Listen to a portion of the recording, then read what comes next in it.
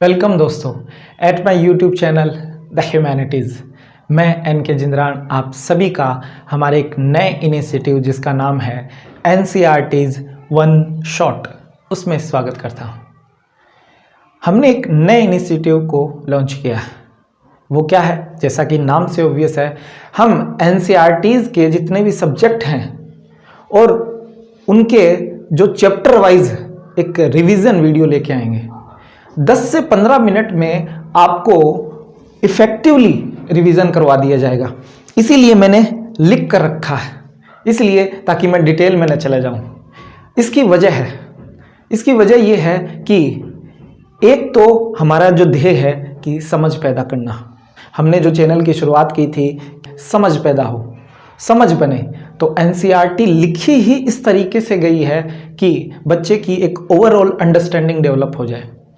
दूसरा, उन स्पेसिफिक युवाओं के लिए, उन स्पेसिफिक विद्यार्थियों के लिए जो UPSC की तैयारी करते हैं, यानी सिविल सर्विसेज की तैयारी करते हैं। एक तरफ IAS वाले हैं, दूसरी तरफ स्टेट PCS जैसे कि Rajasthan, Haryana, UP PCS, MP PCS वाले हैं। उनको 6 से लेकर 12th क्लास तक की NCERT रिकमेंड की जाती है कि आप पढ़िए। क्यों? क्योंकि आपको समझ बनाना होगा। प्रशासन में जाना है तो आपको समझ ज़रूरी है।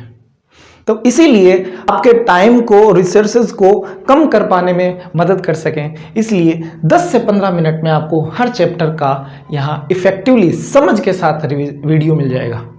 और ऐसा मैं इसलिए कर पा रहा हूं और इसलिए आश्वस्त हूं क्योंकि मैं खुद भी सिविल सर्विसेज का एक एस्पिरेंट हूं और मैं जानता हूं इसकी इम्पोर्टेंस और इसकी गहराई और इसकी समझ कितनी ज़रूरी है।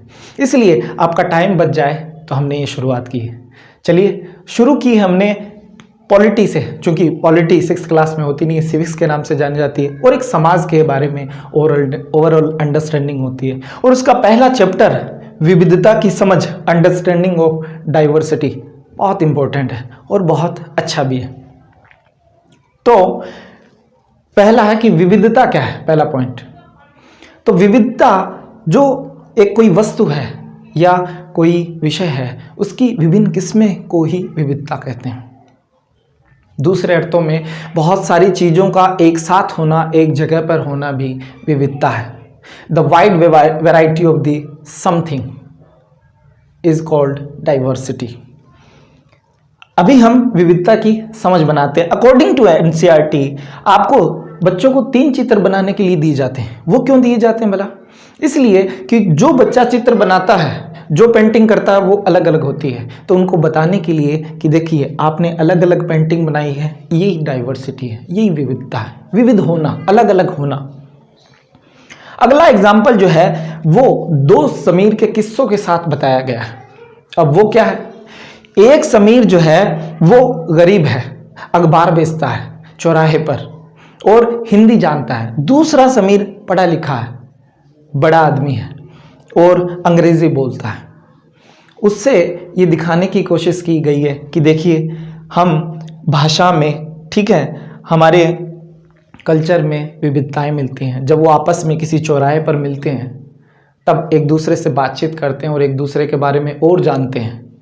और एक दिन जब बच्चा मायूस मिलता है उन्हें, तब पता चलता है कि वो मेरठ का रहने वाला है और मेरठ में दंगे हो गए और जो वो छोटा बच्चा है वो मुस्लिम बच्चा है और उसके परिजन वहाँ रहते हैं, रिश्तेदार वहाँ रहते हैं और वो मायूस हैं।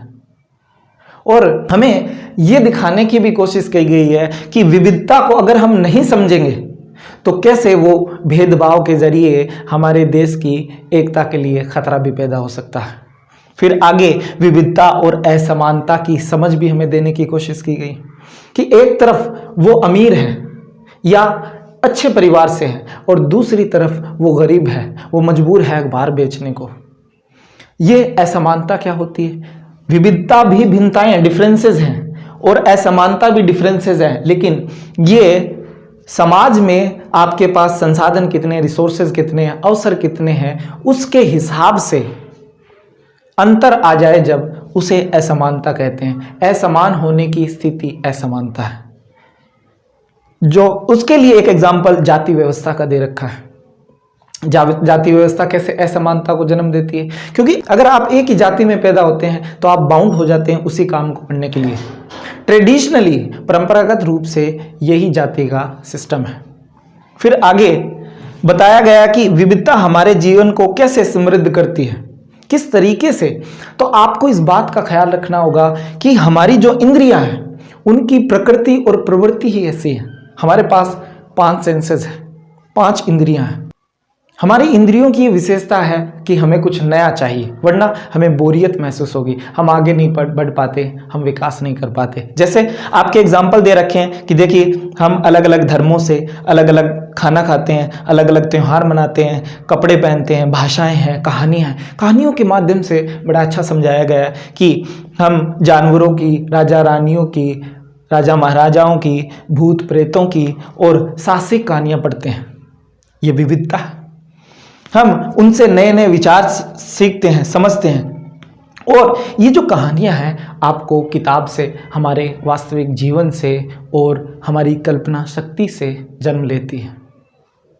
अब ऐसा बताया गया कि सोचिए, अगर कोई व्यक्ति एक ही जगह पर रहता होता और उसके पास एक सेलेक्टिव अप्रोच होती, अगर उसके पास कुछ ही कलर होते, कुछ ही टॉपिक होते, कुछ ही उनकी वेशभूषा होती, कुछ फिक्स ही उनका सारा काम होता, तो क्या इतनी जो वैरायटी हमारे आसपास दिख रही है, क्या वो हमारे पास हो पाती? क्या इतनी जो विविधताएं आज मौजूद है, क्या वो वास्तव में आज मौजूद हो पाती? उनका अस्तित्व हो पाता? शायद नहीं। इसीलिए हमें विविधता को समझना जरूरी है। फिर आगे इन्होंने कहा कि भारत में विविधता, आप जानते हैं कि भारत तो विविधताओं का देश कहलाता है, full of diversity. The symbol of diversity is India. तो न केवल हमारे पास सामाजिक और सांस्कृतिक विविधताएं हैं, बल्कि हमारे पास तमाम तरह की विविधताएं हैं। हमारे पास भौगोलिक विविधताएं हैं, हमारे पास जलवायु विविधताएं हैं, हमारे पास मिट्टी की, खान पान की, रहन सहन की, कपड़े की, धर्मों की, जाति की, निर्जाति की, हर चीज की विविधताएं हैं। और हम ब्लेस्ड हैं, हमें ये प्रकृति से उपहार मिला हुआ है कि हमारे पास दुनिया की तमाम चीज़ें हैं।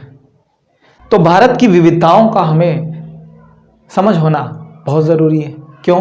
क्योंकि हम भारत के निवासी हैं और भारत को नहीं जानेंगे तो इस देश को आगे कैसे बढ़ाएंगे। आपको याद होगा कि जब 1915 में जब महात्मा गांधी भारत आए थे, तो उनके जो राजनीतिक गुरु थे गोपाल कृष्ण गोखले, उन्होंने कहा था कि आप भारत दर्शन कीजिए। और गांधी जी ने पूरे भारत को पहले घूम कर देखा ताकि समझ आ जाए कि भारत का स्वभाव कैसा है, भारत की प्रकृति कैसी है, भारत के लोग कैसे हैं, उनकी आवश्यकताएं और इच्छाएं कैसी है, ताकि बेहतर तरीके से अपनी मांगों को रखा जा सके और आज़ादी के लिए लड़ा जा सके।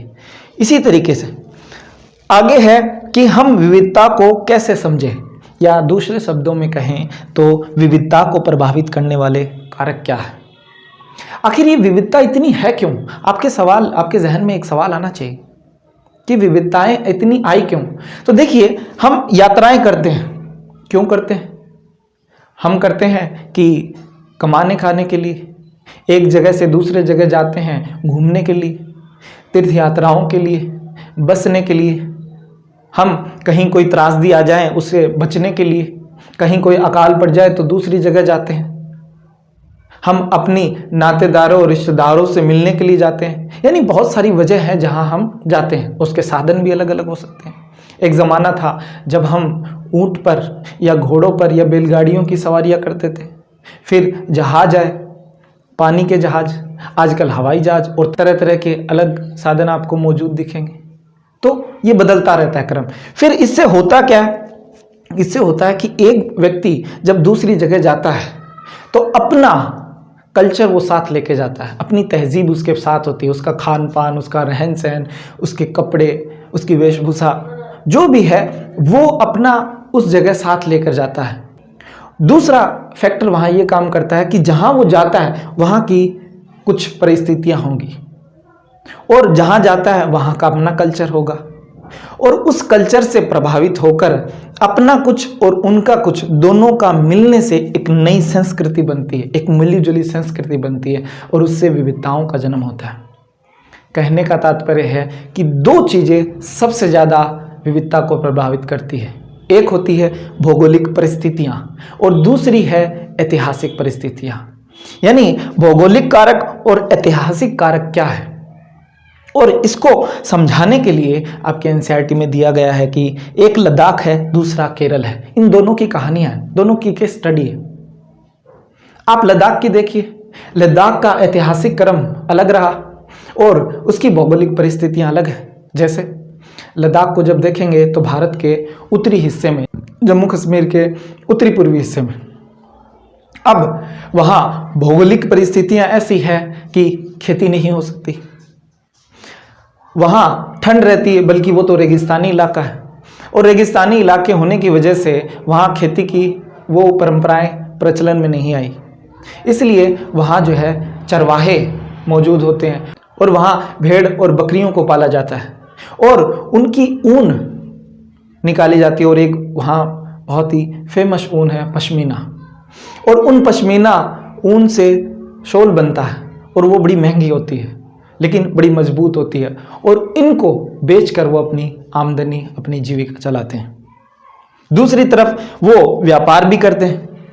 मध्य एशिया का रास्ता इधर से होकर ही जाता था। क्यों? क्योंकि वहाँ बहुत सारी घाटियाँ हैं, बहुत सारे दर्रे हैं। चीन और मध्य एशिया वहाँ से होकर सिल्क रूट का भी रास्ता निकलता है, तो व्यापार का भी था।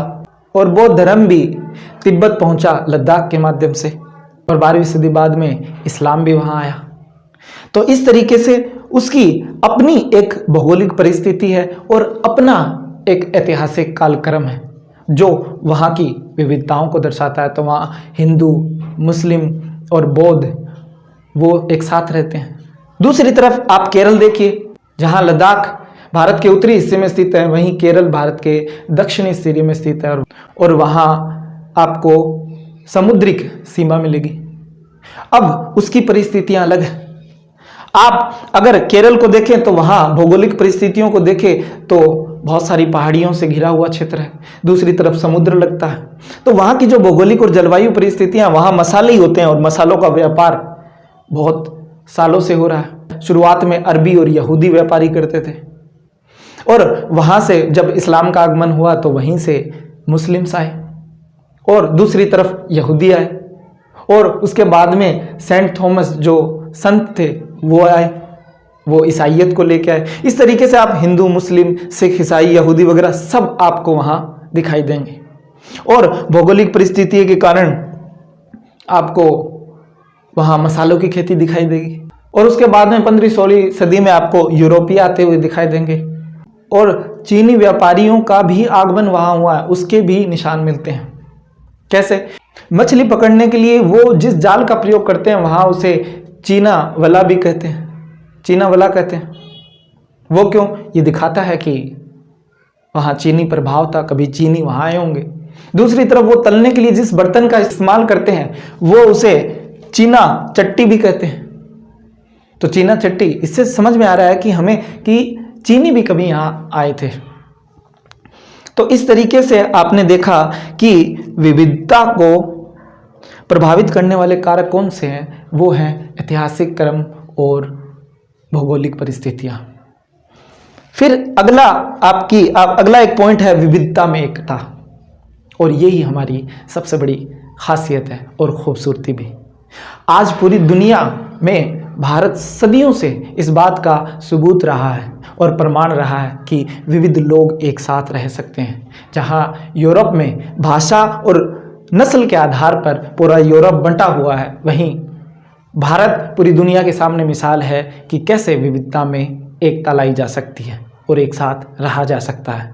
सबसे पहले जवाहरलाल नेहरू जी ने अपनी एक किताब भारत की खोज में इस बात को बताने की कोशिश की और ये कहा कि भारत की जो विविधता है वो एक खास किस्म की है और उसमें एकता के तत्व मिलते हैं। भले ही हम जाति, धर्म, नृजाति, भाषा, वेशभूषा, खान पान, तीज त्योहार, प्रार्थना पद्धतियाँ, पूजा पद्धतियाँ, इन सब के मामले में अलग हों, लेकिन फिर भी एक एकता का तत्व मौजूद है जो हम सबको आपस में बांधे रखता है।